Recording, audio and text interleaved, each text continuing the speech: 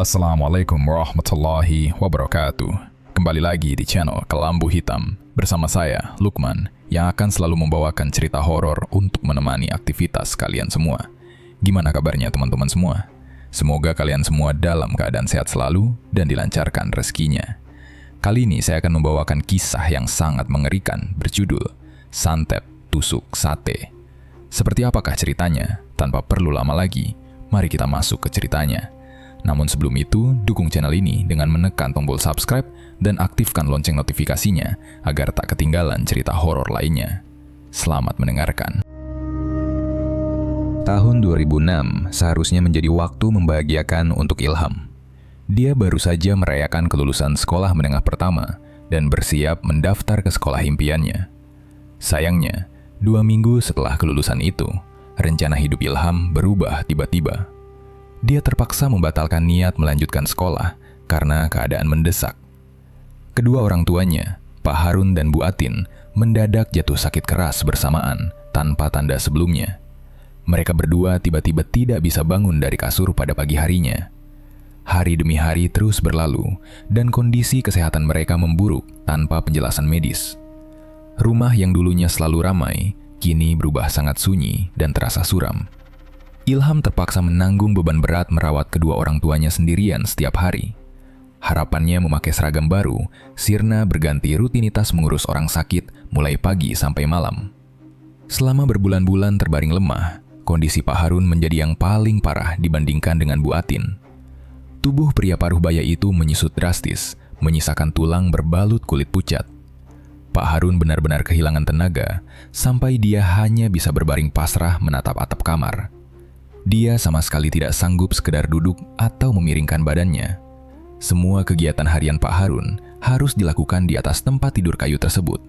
Mulai dari disuapi makan bubur, minum obat, sampai membuang kotoran dilakukan di kasur.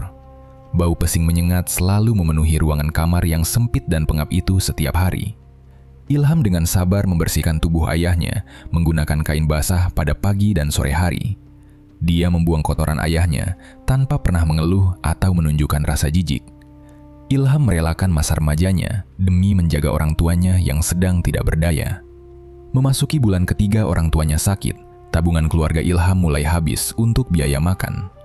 Dia akhirnya mengambil keputusan bulat mencari pekerjaan agar bisa membeli makanan dan obat. Ilham melamar pekerjaan di daerah Cikande yang merupakan kawasan pabrik padat pekerja. Dia sengaja memilih lokasi yang jaraknya cukup dekat dari rumahnya. Dengan begitu, dia masih bisa membagi waktu merawat ayah dan ibunya bergantian saat tidak bekerja. Pada masa awal bekerja di pabrik Cikande itulah, Ilham bertemu dengan perempuan baik hati bernama Nanda. Perempuan pekerja keras inilah yang nantinya akan menjadi istri Ilham di masa depan.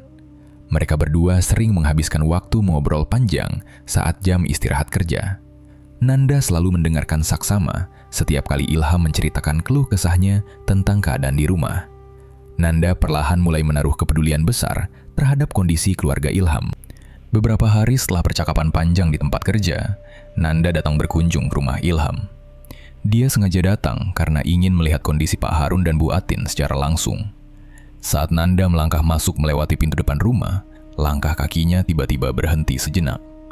Nanda lalu meminta Ilham mengantarnya masuk ke kamar tempat Pak Harun berbaring sakit.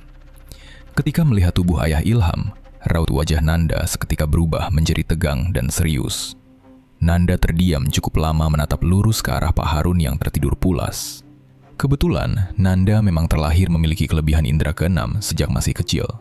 Pada hari kedatangannya itu, dia langsung menyadari ada sesuatu yang sangat janggal di kamar Pak Harun. Nanda melihat hawa aneh dan warna hitam pekat menyelimuti udara di sekitar ayah Ilham. Nanda segera menarik lengan Ilham dan mengajaknya berjalan menuju ruang tamu. Nanda meminta Ilham duduk tenang, lalu menatap mata laki-laki itu serius. "Ham, dengerin aku dulu ya. Penyakit bapakmu aslinya bukan penyakit biasa. Aku lihat ada yang aneh banget dari badannya bapak," ucap Nanda pelan. "Aneh apanya sih, Nan? Orang kemarin dokter bilang bapak cuma kena infeksi lambung," balas Ilham bingung. "Bukan, Ham. Ini sama sekali bukan urusan penyakit medis. Penyakit bapakmu itu murni kiriman gaib. Ada sesuatu yang jahat banget lagi ngerusak kondisi bapak kamu," ujar Nanda meyakinkan Ilham. "Santet gimana maksud kamu? Gila aja, keluarga aku nggak pernah cari masalah sama orang, jawab Ilham panik. Aku serius, Ham. Sesuatu yang ngirim gangguan ini benar-benar niat ngabisin bapakmu pelan-pelan, tambah Nanda tegas. Keesokan paginya saat matahari terbit, Ilham langsung mengumpulkan semua kakaknya di ruang tengah. Dia menceritakan semua hal mengerikan yang dikatakan Nanda kemarin sore. Setelah merenung cukup lama dan melihat tubuh ayah mereka yang semakin kurus, saudara-saudara Ilham setuju mencari jalan lain. Mereka semua sepakat meminta pertolongan seorang ustadz agar datang memeriksa keadaan rumah. Pada minggu yang sama, seorang ustadz dari kampung sebelah berhasil didatangkan ke rumah Ilham. Sang ustadz langsung meminta izin masuk untuk melihat kondisi Pak Harun di dalam kamarnya. Setelah memanjatkan doa panjang dan memegang kaki Pak Harun, ustadz itu menarik napas panjang. Sang ustadz seketika membenarkan semua ucapan yang pernah disampaikan Nanda sebelumnya. Dia menyatakan dengan suara tegas bahwa memang benar ada serangan gaib kuat yang sengaja dikirimkan. Ustadz tersebut lalu mengajak Ilham dan saudaranya berkumpul kembali di ruang depan. Bapak kalian ini kena gangguan yang lumayan berat. Ini jelas bukan penyakit yang bisa sembuh pakai obat dokter, kata ustadz itu tenang. Terus kita harus gimana sekarang Pak Ustadz? Apa bapak saya masih bisa sembuh kayak dulu lagi? Tanya kakak Ilham sedih. Kita usaha dulu aja pakai doa semampu kita.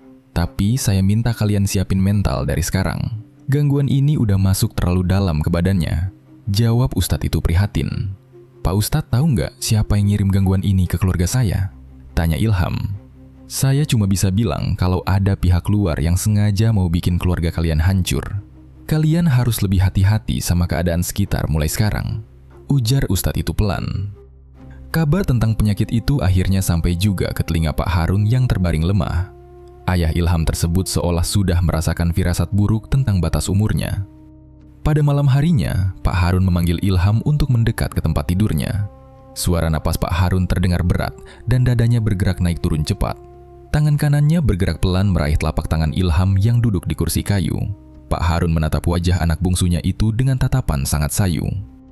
Mengetahui keadaannya yang semakin memburuk, Pak Harun merasa sisa umurnya di dunia tidak akan lama lagi. Dia tidak ingin meninggal dunia sebelum melihat anak bungsunya memiliki pendamping hidup. Dengan sisa tenaganya, Pak Harun meminta Ilham secepatnya menikahi Nanda agar dia bisa melihat anaknya duduk di pelaminan.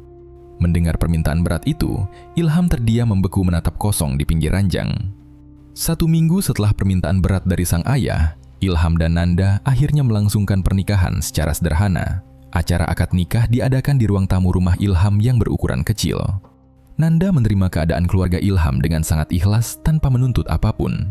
Namun, kebahagiaan mereka berdua ternyata tidak berlangsung lama seperti pasangan pada umumnya. Harapan Ilham untuk membawa ketenangan ke dalam rumah justru berujung pada bencana baru. Gangguan gaib yang selama ini menyiksa Pak Harun malah menjadi semakin parah dari sebelumnya. Serangan ilmu hitam itu kini ikut menyerang Nanda sejak hari pertama mereka resmi menjadi suami istri. Udara di dalam rumah Ilham selalu terasa sangat panas dan membuat dada sesak. Nanda mulai sering mengalami kesurupan di dalam rumah setiap kali matahari terbenam. Menjelang waktu maghrib, tatapan mata Nanda selalu berubah menjadi kosong dan sangat menakutkan. Dalam kondisi tidak sadar itu, tenaga Nanda berubah menjadi sangat kuat, melebihi tenaga laki-laki dewasa. Nanda sering tiba-tiba berlari kencang mengejar Pak Harun dan Bu Atin di dalam rumah. Hal yang paling menakutkan adalah Nanda selalu membawa senjata tajam saat dia sedang kesurupan. Dia mengambil pisau dari dapur dan gunting jahit untuk menusuk orang tua Ilham secara membabi buta. Ilham beserta kakak-kakaknya harus bersusah payah memegangi seluruh tubuh Nanda agar tidak melukai siapapun. Nan, istighfar Nan, ini aku suamimu, tolong jangan bertingkah kayak gini, teriak Ilham sambil menahan kedua tangan istrinya sekuat tenaga. Lepasin aku mau habisin orang tua sialan ini sekarang juga. Mereka berdua pantas mati bersimbah darah, teriak Nanda dengan suara parau yang terdengar sangat menyeramkan. Tolong sadar Nan, buang pisaunya sekarang juga, bujuk Ilham sambil menangis karena merasa sangat lelah dengan semua kekacauan ini. Kalian semua pasti bakal mati. Nggak ada satu orang pun yang bisa selamat dari rumah ini. Aku pastikan itu, balas Nanda meronta semakin kuat mencoba melepaskan diri. Puncak teror menakutkan terjadi pada suatu malam hari ketika Ilham sedang tidur nyenyak. Ilham tertidur sangat lelap karena kelelahan setelah seharian penuh menjaga ayahnya dan mengurus istrinya yang sakit. Tiba-tiba saja, Ilham merasakan beban yang sangat berat menekan bagian dadanya. Ilham membuka matanya perlahan dan langsung terkejut setengah mati melihat apa yang ada di depannya. Nanda yang sedang kesurupan ternyata sudah duduk tepat di atas perut Ilham saat itu juga. Kedua tangan Nanda langsung mencekik leher Ilham dengan sangat kuat sampai Ilham kesulitan mengambil napas. Di tangan kanannya, Nanda menodongkan ujung gunting tajam tepat di depan mata Ilham. "Mati kamu, aku bakal bunuh kamu sekarang juga," desis Nanda sambil melotot tajam menatap wajah Ilham yang mulai pucat karena kehabisan napas. "Nan, tolong lepasin tanganku, aku nggak bisa napas sama sekali," ucap Ilham terbata-bata sambil berusaha melepaskan cengkeraman tangan istrinya. "Kamu pikir kamu bisa halangin urusanku? Nyawa bapakmu sama nyawamu itu udah jadi jatahku malam ini," ancam Nanda diiringi suara tertawa melengking. "Sadar Nan, ingat Allah, kamu harus sadar," ucap Ilham menahan tangan istrinya yang memegang gunting agar tidak turun merobek wajahnya. Dengan menggunakan sisa tenaga terakhirnya, Ilham berhasil mendorong tubuh Nanda ke samping tempat tidurnya. Nanda jatuh berguling ke lantai dan gunting itu terlempar jauh ke sudut kamar tidur. Nanda langsung pingsan tak sadarkan diri setelah tubuhnya membentur lantai kayu yang keras. Ilham duduk lemas di pinggir kasur sambil memegang lehernya yang terasa sangat perih dan memerah.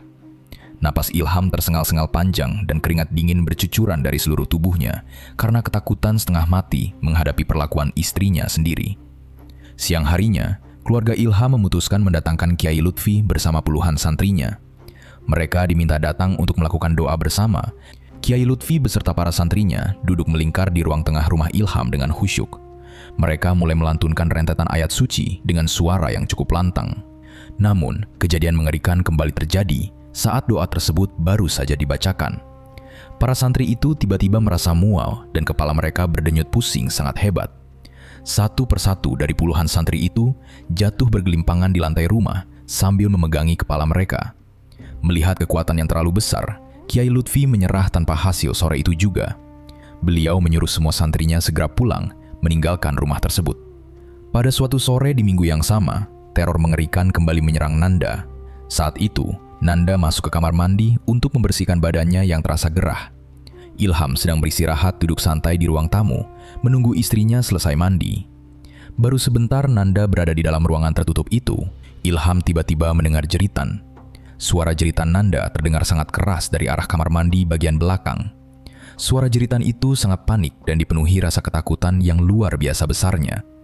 Ilham langsung berdiri dan berlari sekencang mungkin menuju sumber suara jeritan istrinya tersebut. Saat Ilham berhasil mendobrak pintu kamar mandi, dia seketika melihat pemandangan yang sangat tidak masuk akal. Nanda berdiri gemetar ketakutan di pojok ruangan sambil menunjuk lurus ke arah bak mandi. Seluruh air bening di dalam bak mandi itu mendadak berubah menjadi genangan darah merah yang kental. Di atas genangan darah tersebut, Nanda melihat sesosok bayangan berukuran tinggi besar berdiri diam memperhatikannya. Sosok bayangan mengerikan itu memiliki sepasang mata berwarna merah menyala yang menatap lurus ke arah Nanda. Karena tidak kuat menahan rasa takut, Nanda langsung jatuh pingsan di lantai kamar mandi saat itu juga.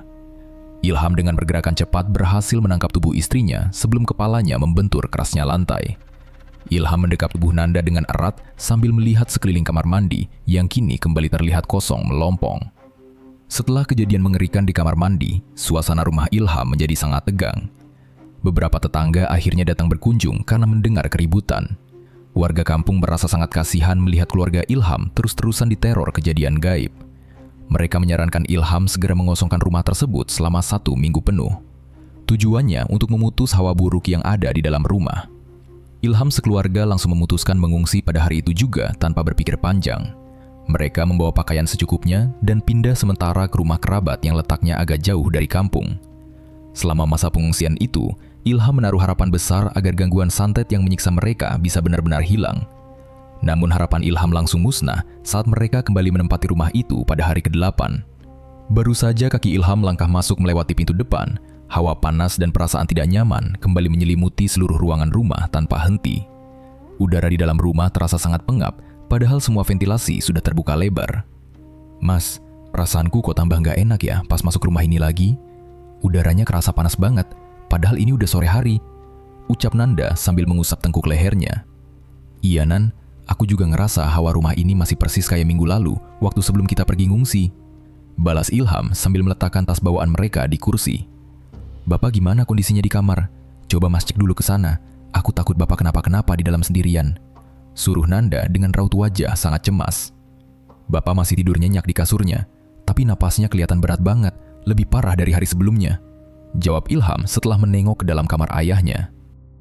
Sore harinya saat Ilham dan Nanda sedang merapikan barang bawaan, teman Ilham bernama Yanto datang berkunjung. Yanto sudah sering mendengar cerita kejadian aneh di rumah Ilham dari para tetangga. Dia ingin membuktikan sendiri kebenaran cerita tersebut karena merasa penasaran. Dia meminta izin kepada Ilham untuk mencoba mematikan seluruh lampu rumah demi melihat pergerakan makhluk gaib. Malam harinya, Yanto mulai mematikan saklar lampu satu persatu, mulai dari ruang depan sampai bagian dapur. Kondisi rumah berubah menjadi sangat gelap gulita, hanya bermodalkan cahaya bulan dari luar jendela. Tiba-tiba terdengar suara gemuruh sangat keras dari arah dapur bagian belakang. Saat Ilham dan Yanto berlari ke sumber suara, mereka melihat pemandangan yang sama sekali tidak masuk akal. Seluruh piring, gelas, dan perabotan dapur terbang melayang di udara dengan sendirinya. Barang-barang tersebut bergetar hebat melayang ke sana kemari, menabrak dinding rumah, sampai menimbulkan suara memekakan telinga. Lemari kayu berukuran besar yang ada di sudut ruangan dapur juga ikut bergeser sendiri sampai menimbulkan suara gesekan keras di lantai keramik. Kejadian luar biasa ini disaksikan langsung oleh para tetangga yang sedang berkumpul di luar rumah.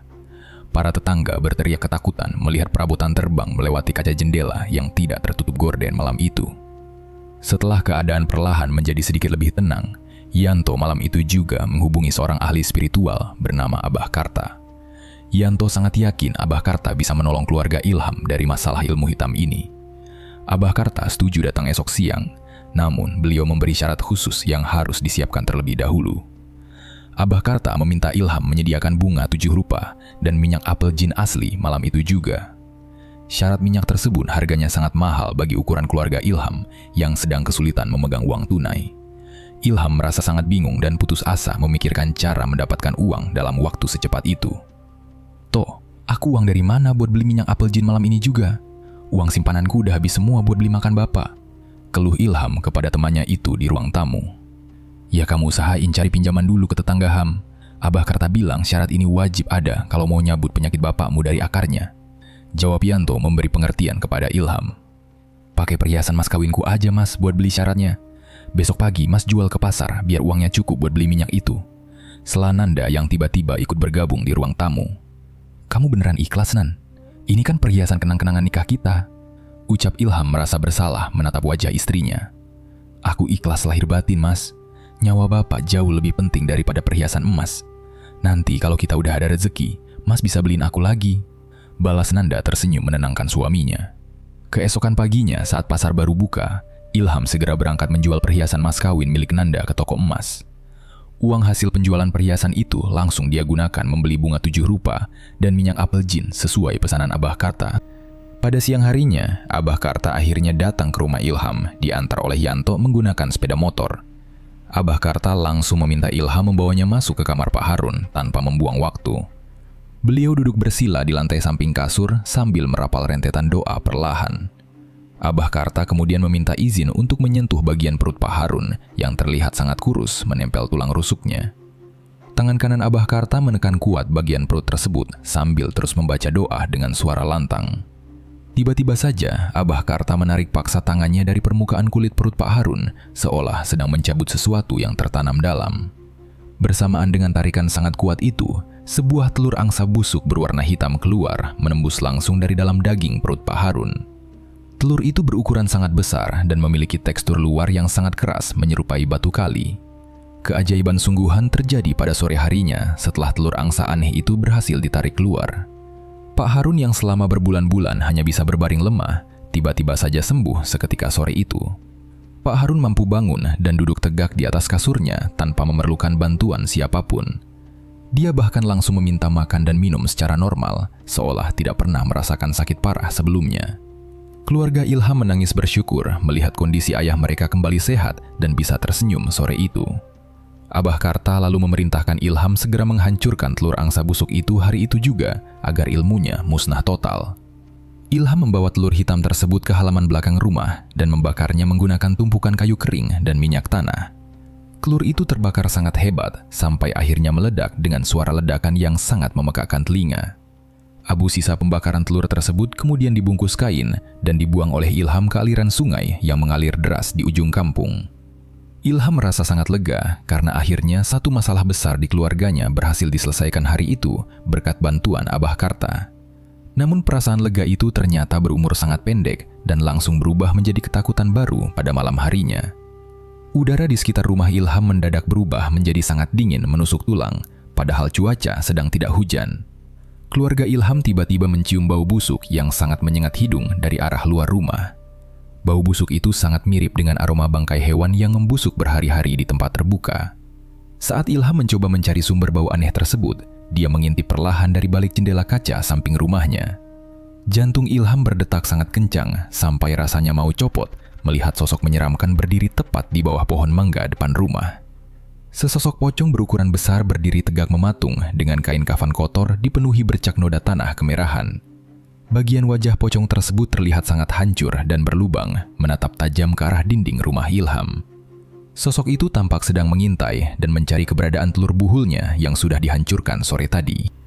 Ketenangan keluarga Ilham ternyata hanya bertahan selama 40 hari, terhitung sejak telur hitam itu dihancurkan. Selama waktu itu, Pak Harun terlihat sangat sehat dan bisa beraktivitas normal seperti biasa. Namun, tepat pada hari ke-41, bencana kembali datang menghantam rumah tersebut. Pak Harun yang sedang duduk santai di ruang tamu tiba-tiba berteriak kesakitan sambil memegangi perutnya. Dia jatuh terguling ke lantai sambil memuntahkan cairan berwarna hitam pekat dari mulutnya. Penyakit gaib yang sebelumnya sudah hilang, kini kembali menghajar tubuh Pak Harun dengan kekuatan mematikan. Kondisi Pak Harun menurun drastis hanya dalam hitungan jam pada hari itu juga. Menjelang sore hari, tubuh Pak Harun kaku dan matanya melotot ke atas. Pak Harun akhirnya menghembuskan napas terakhirnya di atas kasur dengan kondisi mulut masih mengeluarkan busa bercampur darah hitam. Ilham menangis sejadi-jadinya melihat ayahnya meninggal dunia secara tidak wajar. Kepergian Pak Harun ternyata baru permulaan dari teror keluarga tersebut. 3 hari berselang setelah pemakaman Pak Harun selesai, giliran Bu Atin yang diserang oleh santet mematikan. Bu Atin yang sedang memasak di dapur, tiba-tiba batuk keras dan langsung memuntahkan darah merah kental dalam jumlah sangat banyak. Darah itu tidak mau berhenti keluar dari mulut Bu Atin siang dan malam. Setiap kali Bu Atin membuka mulut, gumpalan darah merah pekat berbau amis keluar berceceran kemana-mana. Muntahan darah itu membasahi seluruh pakaian, selimut, dan kasur tempat Bu Atin berbaring, sampai kasur itu berubah warna menjadi merah gelap. Bau anyir darah segar menyengat tajam memenuhi seluruh ruangan rumah, membuat siapa saja mual. Ilham dan Nanda harus mengganti spray dan mengepel lantai berulang kali karena darah terus keluar tanpa henti. "Mas, ini darah ibu keluarnya makin banyak terus. Gimana ini mas? Badannya ibu juga kerasa makin dingin," ucap Nanda menangis memegang baskom berisi muntahan darah. "Bawa ibu ke rumah sakit sekarang, Nan. Kita pinjam mobil tetangga. Aku udah nggak peduli biayanya dari mana. Yang penting ibu selamat dulu," jawab Ilham panik menggendong tubuh ibunya yang sudah sangat lemas. 2 hari setelah muntah darah pertama yang tidak kunjung berhenti, Bu Atin dibawa ke rumah sakit terdekat dalam kondisi sudah sekarat. Keluarga Ilham saat itu benar-benar sudah kehabisan seluruh biaya perawatan dan uang simpanan. Saat dibaringkan di ranjang rumah sakit pada hari yang sama, Bu Atin menahan tangan Ilham dengan erat. Mata Bu Atin sudah terlihat sangat sayu memandang wajah anak laki-lakinya itu. "Ham, bawa ibu pulang aja sekarang. Percuma ibu dirawat di sini, nyawa ibu udah nggak bakal ketolong lagi," ucap Bu Atin dengan suara sangat pelan menahan rasa sakit. "Ibu ngomong apa sih? Ibu pasti bisa sembuh. Dokter lagi usahain obatin ibu di sini," balas Ilham berusaha menahan air matanya agar tidak jatuh. "Bawa ibu pulang, Ham. Ibu mau meninggal di rumah kita aja. Tolong turutin kemauan ibu sekarang," pinta Bu Atin memohon sambil mengeluarkan darah dari sudut bibirnya. Mendengar permintaan terakhir ibunya, Ilham akhirnya membawa Bu Atin pulang ke rumah pada hari itu juga. Firasat Bu Atin ternyata benar-benar menjadi kenyataan. Sesampainya di rumah, napas Bu Atin semakin berat dan terdengar tersengal-sengal.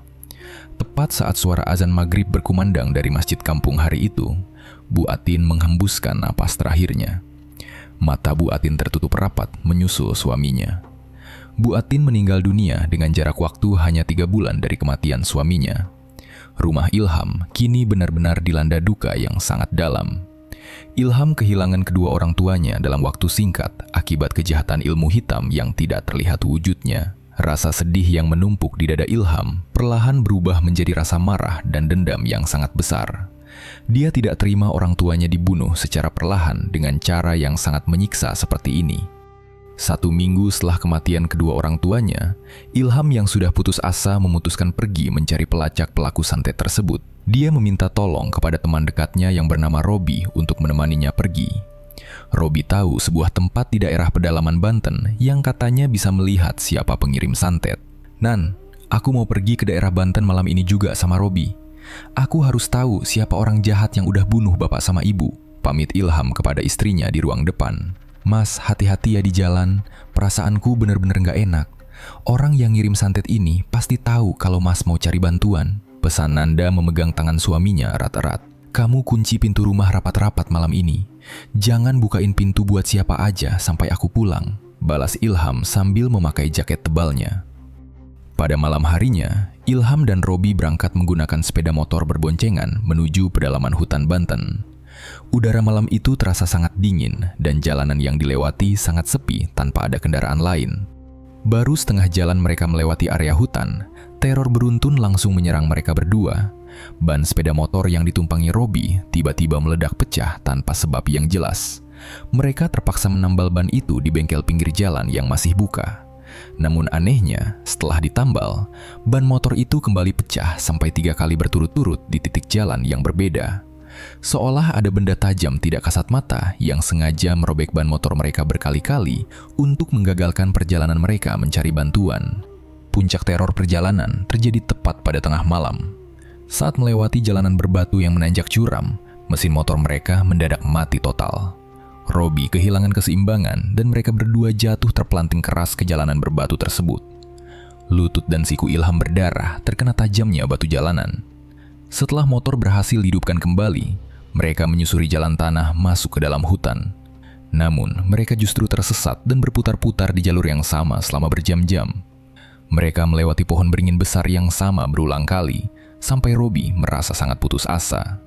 Ilham terus membaca doa di sepanjang jalan gelap itu, meminta keselamatan agar tidak mati di tengah hutan lebat tersebut. Hawa dingin hutan semakin menusuk tulang, dan suara jangkrik tiba-tiba berhenti total menambah suasana menyeramkan di sekitar mereka berdua. Setelah melewati malam yang panjang dan melelahkan, langit akhirnya mulai terlihat sedikit terang. Menjelang waktu subuh, mereka berdua berhasil keluar dari jalan yang berputar-putar itu. Sepeda motor Robi melaju perlahan menyusuri jalan setapak yang semakin sempit. Dari kejauhan, Ilham melihat deretan rumah panggung yang terbuat dari kayu dan bambu. Mereka akhirnya sampai di sebuah perkampungan suku pedalaman yang letaknya sangat tersembunyi. Perkampungan ini sangat sunyi dan semua warganya diketahui sama sekali tidak pernah memakan nasi. Udara di kampung itu terasa sangat berbeda dan membuat bulu kuduk Ilham berdiri merinding.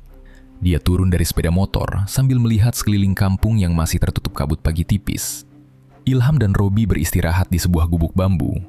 Gubuk sederhana itu terletak di pinggir kampung berbatasan dengan deretan pohon besar. Udara pagi terasa sangat dingin, membuat kulit mereka menggigil. Robi yang kelelahan menyetir motor semalaman langsung tertidur pulas. Sementara itu, Ilham sama sekali tidak bisa memejamkan mata. Pikirannya terus mengingat wajah orang tuanya yang meninggal dengan cara menyiksa. Perasaan sedih dan marah bercampur di dalam hatinya. Ilham duduk termenung di depan gubuk menatap pohon-pohon tinggi yang menutupi cahaya matahari. Dia berharap perjalanannya ke tempat ini membuahkan hasil untuk membongkar siapa dalang di balik kekacauan keluarganya. Siang harinya, suasana di sekitar gubuk berubah sangat sunyi. Angin berhenti berhembus dan udara terasa gerah. Ilham yang masih duduk melamun dikagetkan oleh suara deheman dari arah atas pohon di depannya. Saat mengangkat kepala, dia terkejut melihat sosok kakek tua berpakaian hitam lusuh. Kakek gaib bernama Mbah Lawu itu duduk bersila melayang di atas ranting pohon tanpa terjatuh. Wajah Mbah Lawu terlihat sangat tua dengan jenggot putih memanjang sampai ke dada. Meski berwujud gaib, suara kakek itu terdengar jelas di telinga Ilham, layaknya manusia biasa yang berbicara. "Kamu anak bungsu Harun kan? Aku udah nunggu kedatanganmu dari tadi pagi," ucap Mbah Lawu menatap Ilham dari atas pohon. "Iya Mbah, saya Ilham, anaknya Bapak Harun." "Mbah ini siapa? Dan kok bisa tahu nama bapak saya?" tanya Ilham memberanikan diri meski kakinya gemetar melihat kakek itu melayang. "Namaku Mbah Lawu. Kamu jauh-jauh datang ke sini, pasti mau cari tahu siapa yang udah bunuh bapak sama ibumu kan? Balas Mbah Lawu tenang. Bener Mbah, tolong kasih tahu saya siapa orang jahat itu. Saya pengen tahu apa salah keluarga saya sampai bapak sama ibu dibunuh. Pinta Ilham memelas. Pelakunya itu Ki Sukmo, dukun pengobatan dari desa sebelah. Dia iri dan dengki banget sama bapakmu. Berapa bulan lalu, tamu-tamunya Ki Sukmo pada pindah berobat ke bapakmu. Karena merasa kalah saingan, dia sengaja ngirim santet buat matiin bapakmu dan semua keturunannya. Jelas Mbah Lawu membuka rahasia besar tersebut. Mendengar nama Ki Sukmo disebut, Ilham langsung mengepalkan tangannya kuat-kuat. Dia tahu betul siapa Ki Sukmo karena dukun itu cukup terkenal di desa tetangga. Sore harinya saat matahari mulai turun, Mbah Lawu menunjukkan sebuah mangkuk tanah liat kosong di tangannya. Perlahan-lahan, mangkuk kosong itu mendadak meneteskan darah segar dari udara kosong di atasnya.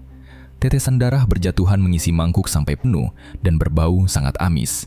Mbah Lawu menjelaskan, darah itu adalah pertanda Ki Sukmo baru saja terkena serangan balik dari ilmu hitamnya sendiri. Serangan balik itu terjadi karena buhul telurnya dihancurkan oleh Ilham. Penjelasan Mbah Lawu terbukti kebenarannya keesokan paginya. Saat Ilham bersiap pulang, dia mendapat kabar dari warga kampungnya melalui telepon genggam Robi. Kabar itu menyebutkan Ki Sukmo mati hari itu juga dengan kondisi mengerikan. Organ dalam perut Ki Sukmo hancur berantakan dan memuntahkan darah hitam tiada henti sampai akhirnya tewas menggelepar di lantai rumahnya sendiri. Kematian Ki Sukmo membuat Ilham merasa sedikit lega karena kematian orang tuanya terbalas setimpal. Namun sebelum Ilham pulang, Mbah Lawu memberikan arahan baru. Mbah Lawu menyuruh Ilham menemui ahli spiritual bernama Ki Anom yang tinggal tidak jauh dari perkampungan. Ilham dan Robi mendatangi rumah Ki Anom pada sore harinya untuk meminta perlindungan. Malam harinya setelah pertemuan itu, Ki Anom mengajak Ilham pergi ke gua keramat di seberang rawa berlumpur tebal. Mereka menyeberangi rawa tersebut menggunakan rakit bambu kecil di bawah cahaya bulan redup. Setibanya di mulut gua yang gelap gulita, Ki Anom menyuruh Ilham masuk ke dalam sendirian tanpa penerangan. Ki Anom memerintahkan Ilham bertapa semalaman penuh dengan larangan keras tidak boleh bergerak mulai dari jam 10 malam sampai pagi datang.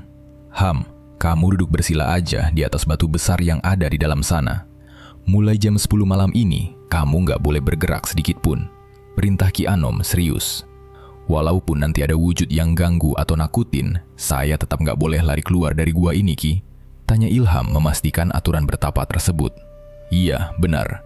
Pantangannya, kamu pantang lari. Apapun wujud yang datang, kamu cukup diam dan tutup mata. Kalau kamu nekat lari atau bergerak, nyawamu yang jadi taruhannya malam ini juga. Tegas Ki Anom menepuk pundak Ilham sebelum meninggalkannya sendirian di mulut gua. Tepat pukul 10 malam, Ilham mulai duduk bersila memejamkan mata di atas batu besar yang terasa dingin. Udara di dalam gua terasa lembab dan bau tanah basah bercampur kotoran kelelawar tercium sangat kuat. Tidak lama setelah menutup mata, gangguan gaib langsung bermunculan. Semalaman penuh Ilham diganggu penampakan mengerikan yang menguji mentalnya. Dia melihat belasan wujud manusia tanpa kepala berjalan mengelilingi tempat duduknya perlahan. Darah segar menetes dari leher mereka yang terpotong dan mengenai baju Ilham. Setelah sosok itu hilang, Ilham mendengar suara tertawa perempuan yang sangat melengking. Suara tawa itu memantul di dinding gua sampai membuat telinganya sakit. Ketakutan Ilham bertambah saat merasakan ada puluhan ular berbisa berukuran besar merayap perlahan di punggung dan lehernya. Kulit ular itu terasa sangat nyata menempel di lehernya yang berkeringat. Ilham terus membaca doa dalam hati dan menahan rasa takutnya agar tidak lari dari tempat itu. Dia berhasil bertahan duduk diam melewati semua gangguan gaib itu sampai cahaya matahari pagi menyinari mulut gua. Saat membuka mata, semua penampakan itu hilang dan dia menemukan batu mustika kecil bercahaya di pangkuannya. Setelah mengucapkan terima kasih kepada Ki Anom, Ilham dan Robi pulang ke kampung halaman pada siang hari.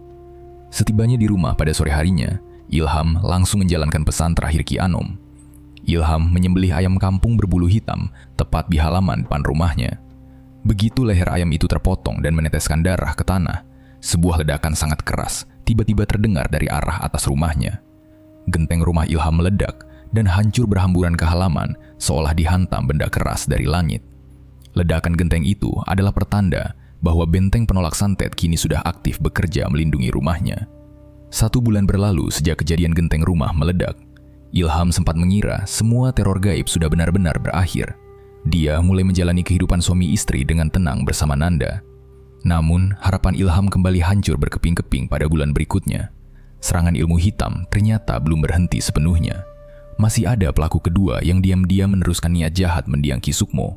Kali ini, Nanda yang menjadi target utama serangan mematikan tersebut. Nanda tiba-tiba digerogoti oleh penyakit gaib aneh yang orang kampung biasa menyebutnya teluh kembang amben. Penyakit gaib ini memiliki pola penyiksaan yang sangat aneh terhadap tubuh korbannya setiap pergantian waktu. Setiap kali matahari terbenam dan waktu malam tiba, tubuh Nanda mendadak berubah menjadi sangat kaku. Seluruh badannya menjadi lumpuh total dan tidak bisa digerakkan sama sekali. Nanda hanya bisa menangis menahan rasa sakit luar biasa jika dia berada di dalam rumah pada malam hari.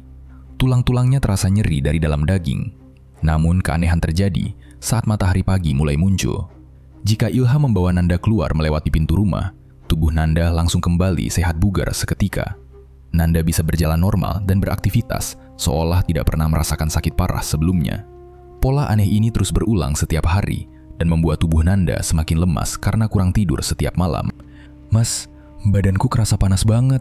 Tanganku juga kaku, nggak bisa ditekuk sama sekali," keluh Nanda menangis di atas kasur pada malam hari. "Kamu tahan sebentar ya, Nan. Aku usapin air hangat biar ototmu nggak terlalu tegang malam ini," balas Ilham panik sambil mengusap lengan istrinya yang terasa sedingin es. "Aku udah nggak kuat nahan sakitnya, Mas. Tiap malam rasanya nyawaku kayak ditarik paksa. Tolong bawa aku keluar rumah sekarang aja, Mas," pinta Nanda memohon dengan wajah pucat pasi menahan sakit di dadanya. "Iya, Nan, aku gendong kamu ke teras depan sekarang juga. Kita tunggu sampai pagi di luar aja biar napasmu lebih lega," ucap Ilham perlahan mengangkat tubuh istrinya yang terasa kaku. Setelah 3 hari berturut-turut Nanda tersiksa hebat oleh teluh kembang amben, Ilham tidak mau tinggal diam. Dia kembali meminta tolong temannya memanggil Abah Karta pagi itu juga. Ilham meminta Abah Karta datang memeriksa kondisi rumahnya secara menyeluruh sebelum istrinya celaka. Pada siang harinya, Abah Karta tiba di rumah Ilham dan langsung berkeliling melihat setiap sudut ruangan.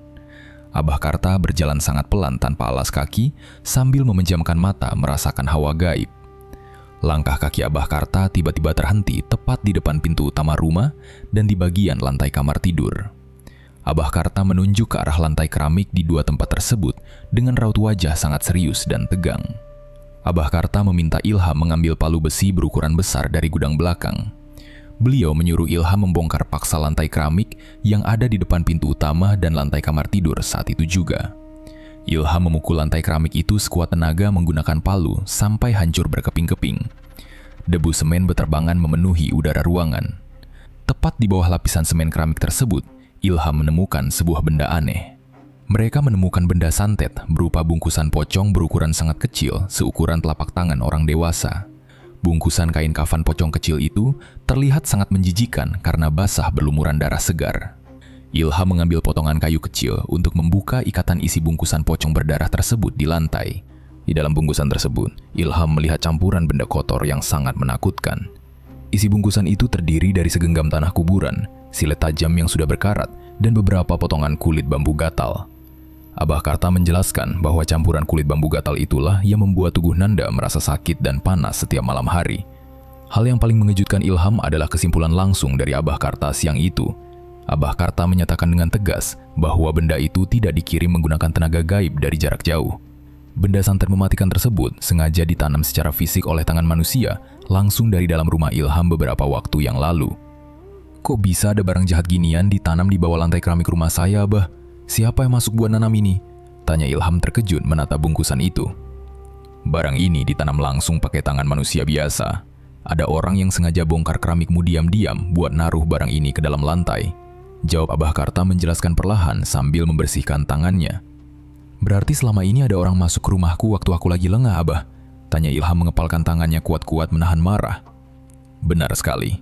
Orang ini ngambil kesempatan waktu kalian lagi repot atau lagi pergi ninggalin rumah kosong. Dia sengaja mau nerusin niat jahat dukun yang kemarin itu," ucap Abah Karta sambil menyingkirkan pecahan silet dari lantai. Bungkusan pocong kecil berdarah itu segera dibakar dan dihancurkan oleh Abah Karta di halaman rumah siang itu juga. Api menyala membesar cepat saat membakar benda kotor tersebut sampai menjadi abu.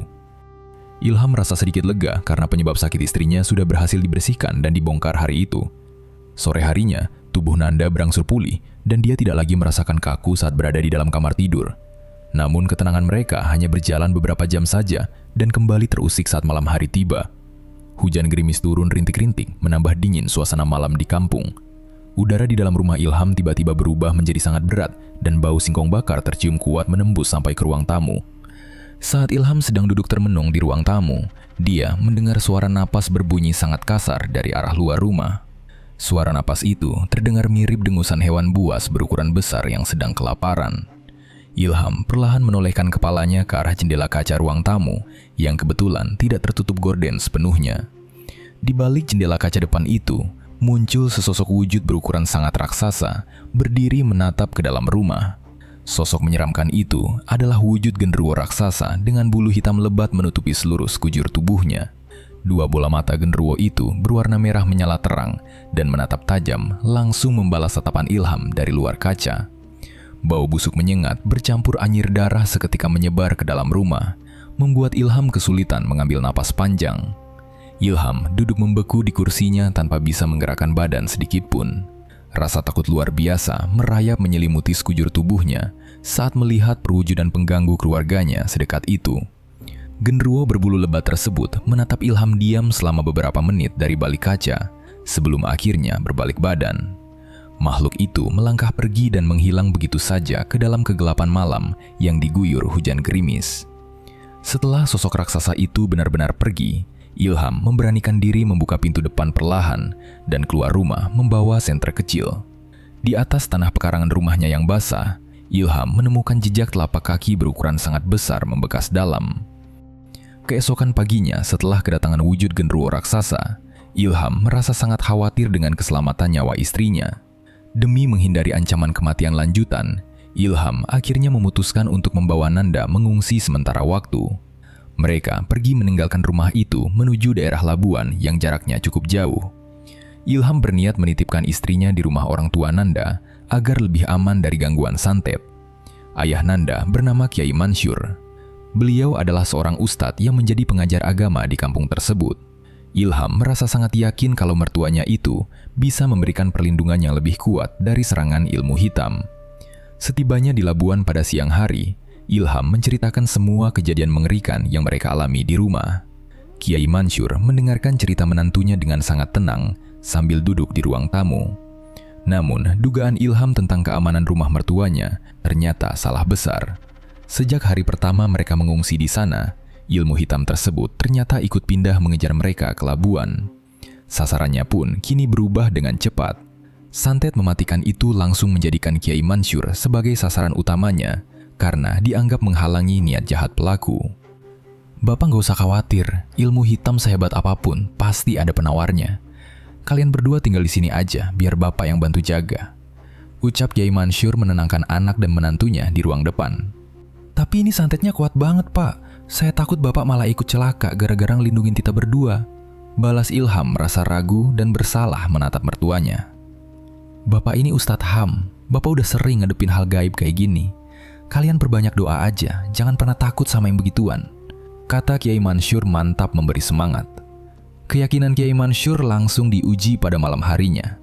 Saat sedang membaca doa di dalam kamarnya, Kiai Mansur tiba-tiba mengerang menahan rasa sakit. Ilham dan Nanda segera berlari menghampiri kamar mertuanya setelah mendengar rintihan itu. Mereka berdua melihat kejadian berdarah yang sangat mengerikan terjadi pada tubuh fisik Kiai Mansur. Dari balik permukaan kulit tubuh Kiai Mansur, perlahan-lahan muncul benda tajam menembus dagingnya. Benda tajam itu berupa paku besi berkarat dan jarum jahit yang berlumuran darah segar. Benda-benda itu menonjol keluar dari kulit lengan, dada, dan perut mertuanya secara bersamaan. Darah segar menetes perlahan membasahi lantai kamar tidur. Kiai Mansur tetap bersikap tenang dan langsung mencabut paku serta jarum berdarah itu satu persatu dari badannya menggunakan tangan kosong. Selama 1 minggu berturut-turut, serangan paku dan jarum itu terus terjadi berulang kali pada siang dan malam hari. Akibat luka berkelanjutan dalam waktu 2 minggu, tubuh bugar Kiai Mansur langsung menyusut dengan sangat cepat. Tubuhnya berubah drastis menjadi kurus kering menempel tulang. Menurut seorang teman Kiai Mansur yang datang menjenguk, kondisi buruk itu terjadi akibat adanya kiriman buhul berbentuk kepala kerbau yang ditanam secara gaib di sekitar area rumah tersebut. Ilham melihat mertuanya semakin lemas tak berdaya, menahan rasa sakit di sekujur tubuhnya yang dipenuhi luka tusuk. "Pak, kita ke rumah sakit sekarang aja ya. Bapak udah lemes banget, badannya juga makin kurus tiap hari," bujuk Nanda sambil menangis melihat kondisi fisik ayahnya. "Nggak usah, Nan. Ini bukan penyakit medis biasa. Dokter rumah sakit nggak bakal bisa ngobatin luka gaib Bapak yang ini," jawab Kiai Mansur tersengal-sengal menahan sakit. "Tapi kita nggak bisa diam aja lihat Bapak kesiksa tiap hari diserang paku tembus daging. Biar Ilham sewa mobil sekarang buat bawa Bapak," paksa Ilham memegang telapak tangan mertuanya yang terasa sangat dingin. Memasuki minggu ketiga, kondisi Kiai Mansur sudah benar-benar kritis dan sering kehilangan kesadaran. Ilham dan Nanda akhirnya memaksa membawa Kiai Mansur ke rumah sakit terdekat di daerah Labuan. Kiai Mansur langsung dimasukkan ke ruang perawatan intensif dan dipasangi selang infus bening. 2 hari setelah dirawat di ruangan itu, Kiai Mansur wafat dengan kondisi medis yang sangat ganjil dan membuat bingung perawat rumah sakit. Saat siang hari waktu kematiannya, cairan infus dari tabung gantung masih terus menetes mengalir masuk ke dalam pembuluh darah tangannya. Cairan itu masuk sangat lancar, seolah tubuh Kiai Mansur masih hidup dan merespons. Padahal secara medis, dokter jaga sudah memeriksa dan menyatakan dengan jelas bahwa jantung serta napas Kiai Mansur sudah berhenti sepenuhnya pada jam tersebut. Teman spiritual Kiai Mansur menyebutkan bahwa sukmanya telah dicuri paksa oleh ilmu hitam tersebut, sehingga tubuh fisiknya merespons dengan cara yang tidak masuk akal. Kejanggalan alam gaib ternyata masih terus berlanjut sampai saat prosesi pemakaman dilakukan pada sore harinya. Banyak warga dan rombongan santri berkumpul untuk menyalatkan jenazah Kiai Mansur di masjid kampung. Setelah selesai disolatkan, jenazah Kiai Mansur dimasukkan ke dalam keranda besi untuk segera dibawa ke tempat pemakaman umum. Namun saat keranda itu baru saja diangkat ke pundak oleh 4 orang warga, kejadian di luar nalar kembali terjadi. Posisi jenazah Kiai Mansur di dalam keranda besi itu tiba-tiba berputar terbalik dengan sendirinya. Bagian kepala jenazah berputar cepat ke posisi kaki, dan bagian kaki berpindah ke posisi kepala. Kejadian itu berlangsung sangat cepat, tanpa ada satu orang pun yang menyentuh bagian dalam keranda tertutup tersebut. Warga yang memikul dan melihat kejadian itu langsung berteriak ketakutan. Kejadian aneh memutar jenazah secara paksa ini merupakan tanda mutlak dari alam gaib bahwa Kiai Mansur adalah korban meninggal akibat murni kejahatan santet. Duka dan penderitaan keluarga Ilham ternyata belum menemui ujung akhirnya. Tepat 1 bulan setelah pemakaman Kiai Mansur selesai, ilmu hitam tersebut beralih menyerang kembali tanpa ampun.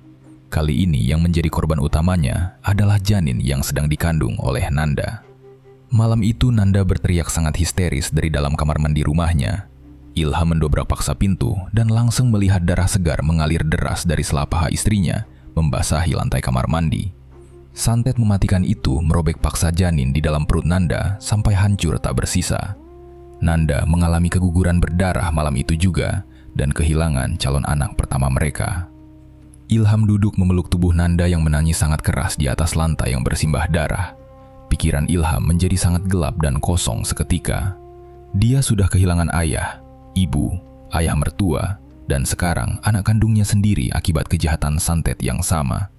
Ilham menatap lantai berdarah itu dengan dada sangat sesak menahan marah. Selama 3 hari berturut-turut setelah rentetan kematian keluarganya dan kejadian keguguran itu, Ilham dan Nanda mengurung diri di dalam rumah. Mereka berdua tiba-tiba mendapatkan mimpi yang sama persis secara bersamaan pada waktu tidur malam hari. Di dalam mimpi pada malam ketiga tersebut, Nanda melihat dirinya dibawa pergi menaiki sebuah kereta kencana. Kereta kencana itu dikendarai oleh sosok laki-laki asing yang memakai pakaian jubah putih bersih. Sosok berjubah putih itu membawa Nanda berjalan jauh menuju sebuah tempat peziarahan keramat yang ada di daerah Banten. Pagi harinya setelah terbangun dari mimpi aneh tersebut, Ilham menemukan secari kertas pesan yang tergeletak tepat di samping bantalnya. Kertas misterius itu berisi tulisan tangan pendek yang menyuruh Ilham untuk bersabar menghadapi semua cobaan berat ini. Petunjuk gaib yang datang pada pagi hari itu seolah menuntun batin Ilham untuk segera pergi ke pantai pada hari yang sama. "Nan, aku barusan nemu kertas ini di sebelah bantal kita. Tulisannya nyuruh kita buat sabar ngadepin semua ini. ucap Ilham sambil menunjukkan secari kertas kepada istrinya yang masih bersandar lemas di atas kasur. Kertas dari mana, Mas? Semalaman kan pintu kamar kita kunci rapat dari dalam, gak ada orang lain yang masuk. Balas Nanda kebingungan melihat kertas tersebut ada di tempat tidur mereka. Aku juga gak tahu, Nan, tapi rasanya batinku disuruh pergi ke laut pantai selatan malam ini juga. Aku harus cari petunjuk buat ngakhirin semua teror santet ini sampai tuntas. Jawab Ilham menatap mata istrinya mantap.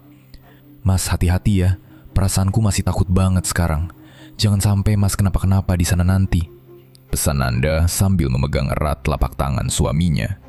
Pada hari yang sama, Ilham berangkat menuju pantai selatan sendirian menggunakan sepeda motornya. Perjalanan memakan waktu cukup lama, sampai akhirnya Ilham tiba di pinggir pantai yang sangat sepi, tepat pada pukul 9 malam. Cuaca malam itu cukup dingin, berangin dan ombak laut berdebur sangat keras menghantam pasir pantai.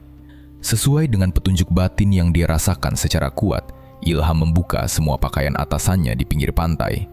Dia kemudian berjalan perlahan masuk berendam ke dalam air laut yang terasa dingin. Ilham hanya menggunakan celana kolor saja, tanpa penutup dada sama sekali. Ilham berdiri diam, menahan ombak besar yang terus menerjang tubuhnya di tengah kegelapan malam yang pekat. Setelah setengah jam berendam menahan dinginnya air laut, kejadian luar biasa terjadi tepat di depan mata Ilham. Ilham didatangi oleh sosok gaib berupa seorang wanita yang berwajah sangat cantik luar biasa. Sosok wanita itu memakai pakaian kebaya serba hijau dari bagian atas sampai bagian bawah kakinya. Dia berjalan dengan sangat anggun di atas permukaan air laut tanpa tenggelam sama sekali. Sosok itu terus melangkah mendekat ke arah Ilham yang menggigil kedinginan. Sosok gaib tersebut kemudian tersenyum dan memperkenalkan dirinya dengan nama Nyi Sekar. Kamu gak usah takut sama kedatanganku malam ini. Aku kesini sengaja buat bantu selesain masalah keluargamu. Ucap Nyi Sekar dengan suara yang sangat lembut terdengar di telinga Ilham. Ibu ini siapa sebenarnya? Tolong bantu saya nyelamatin istri saya dari kiriman santet ini. Mohon Ilham sambil menundukkan kepalanya dalam-dalam, memberi rasa hormat. Aku ini Nyi Sekar. Kamu gak usah sedih terus-terusan. Kamu itu sebenarnya masih ada garis keturunan langsung dari keluargaku di masa lalu. Jelas sosok wanita berpakaian hijau tersebut berdiri di atas air. Saya harus ngelakuin apa biar santet jahat itu mati dan gak ganggu rumah saya lagi? Tanya Ilham menatap penuh harap. Pakai selendang hijau ini buat pelindung nyawa keluargamu. Besok pagi, kamu tanam bambu kuning sama emas di rumahmu. Perintah Nyi Sekar sambil mengulurkan sebuah selendang berwarna hijau terang ke telapak tangan Ilham. Keesokan paginya sesudah matahari terbit, Ilham pulang kembali ke rumahnya dengan membawa selendang hijau pemberian Nyi Sekar. Dia langsung menjalankan perintah gaib tersebut pada pagi hari itu juga tanpa menunda waktu lagi. Ilham mencari potongan bambu kuning ke kebun dan membeli emas seberat 1 gram dari toko perhiasan pasar terdekat. Ilham menggali lubang dan menanam potongan bambu kuning serta emas 1 gram itu di 4 sudut pekarangan rumahnya. Setelah semuanya ditanam tertutup tanah, Ilham menyiram ke 4 sudut tanah itu menggunakan air kelapa hijau murni sesuai petunjuk yang dia terima semalam. Siang harinya setelah proses penanaman selesai, efek dari penangkal gaib itu langsung memunculkan reaksi pembersihan yang sangat mengerikan. Hewan-hewan beracun yang selama ini menjadi perwujudan santep bermunculan seketika dari berbagai sudut rumah. Seekor ular berbisa berukuran besar tiba-tiba jatuh dari atap rumah dan menimpa tepat di atas kepala Ilham yang sedang berdiri di ruang keluarga. Puluhan kelabang berukuran raksasa juga merayap keluar dengan cepat dari celah-celah dinding rumah. Ratusan cacing berwarna merah darah keluar menyeruak dari sela-sela lantai keramik ruang tamu yang basah. Ilham tidak merasa takut sama sekali. Dia dengan sigap langsung mengambil sapu ijuk dan menyapu semua hewan menjijikan itu keluar dari rumahnya pada sore harinya. Ritual penanaman bambu kuning hari itu juga langsung membongkar identitas asli pelaku kedua yang selama ini meneruskan santet Ki Sukmo. Saat Ilham memegang selendang hijau itu untuk membersihkan sisa kotoran di rumah, dia mendapatkan petunjuk gambaran yang sangat jelas di kepalanya. Tabir pengkhianatan itu akhirnya terbongkar sepenuhnya pada sore itu. Ilham melihat dengan sangat jelas bayangan masa lalu bahwa dalang pelaku kedua itu adalah Sardi. Sardi adalah sepupu jauh Ilham yang selama ini berstatus pengangguran dan sangat sering datang menginap di rumahnya untuk meminta makan. Ternyata Sardi menyimpan rasa dendam yang sangat mendalam selama bertahun-tahun kepada mendiang Pak Harun. Pak Harun selalu menolak keras setiap kali Sardi meminta diajari ilmu batin. Ayah Ilham itu menolak karena dia mengetahui sifat asli Sardi yang sangat tamak dan serakah akan harta kekayaan. Karena sakit hati yang terus menumpuk, Sardi bersedia menjadi pengkhianat dari dalam dan membantu dukun dari luar. Sardi adalah pelaku utama yang diam-diam mencuri rambut serta potongan kuku orang tua Ilham pada bulan-bulan sebelumnya. Rambut dan kuku itu diserahkan langsung kepada Ki Sukmo sebagai syarat utama ritual santet jarak jauh. Pada hari-hari lalu, sewaktu Ilham sedang pergi mengungsi, Sardi juga yang secara diam-diam membongkar keramik dan menanam bungkusan pocong kecil berdarah di dalam rumah Ilham.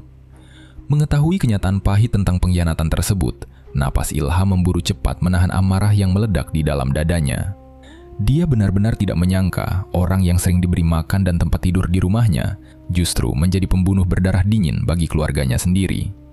Ilham menggenggam selendang hijau pelindung itu dengan sangat erat sambil menatap jalanan di depan rumahnya yang mulai terlihat gelap. Teror santet gaib di rumahnya memang sudah berhasil dihancurkan sampai bersih tanpa sisa sedikit pun. Nanda juga sudah kembali sehat dan tidak lagi merasakan sakit lumpuh di sekujur tubuhnya. Namun, urusan duniawi Ilham dengan Sardi sang pengkhianat keluarga jelas masih belum selesai. Ilham berjanji akan mencari keberadaan Sardi secepatnya untuk meminta pertanggungjawaban penuh atas kematian ayah, ibu, mertua, dan anak kandungnya yang belum lahir. Suasana malam perlahan turun menyelimuti kampung tersebut, meninggalkan Ilham yang berdiri tegak menatap tajam ke arah kegelapan dengan perasaan dendam kesumat yang siap dituntaskan di dunia nyata. Cerita pun berakhir. Terima kasih buat teman-teman yang udah menyimak cerita ini sampai akhir. Buat teman-teman yang baru bergabung, jangan lupa untuk subscribe dan aktifkan lonceng notifikasinya. Nantikan cerita horor terbaru dari Kelambu Hitam. Saya Lukman, mohon pamit undur diri. Wassalamualaikum warahmatullahi wabarakatuh.